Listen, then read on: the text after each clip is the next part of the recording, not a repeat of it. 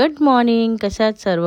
सकाळी सकाळी छान लवकर उठून गरम पाणी प्यायले. पहिला डिटॉक्स वॉटर मी खूप दिवस प्यायचं विसरते आहे, पण आज मी प्लेन गरम पाणी पियाली आणि त्यानंतर जेवणाच्या तयारीला लागले. पप्पांना डब्बा घेऊन जायचं होतं, संडे होता तरी. एका साईडला दूध गरम करत ठेवलं, चहा ठेवली, दुसऱ्या साईडला पीठ मळलं आणि बुर्जी बनवून मी खाली गेली सगळं तयारी करून. मी खाली उतरल्या मम्मी पप्पाने सेटअप केलेलं आणि आम्हाला ऑर्डर आली वडापावची.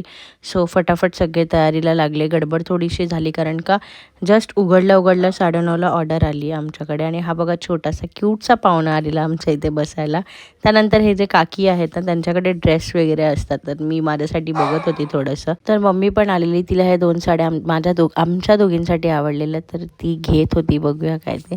आणि मी जे स्टॉलवर तुम्हाला दिसते, पण त्याच्या पाठची मेहनत आहे ना, ती वेगळी असते. हे बघा, ह्या तिघीजणी मिळून, मामाची मम्मी, आई आणि मम्मी, ह्या मिळून आहे ना वडे बनवत होते, सगळी चटणीची तयारी करत होते. मी फक्त फ्रंट डेस्कवर दिसे, मी आणि पप्पा. पण सगळ्यांची कुटुंबाची आमच्या मेहनत खूप जास्त आहे. एकूण एक माणूस कामाला लागलेला असतो आणि याचं वातावरणानं जरा दमट होतं, तर मला अजिबात अशा वातावरणात आवडत नाही.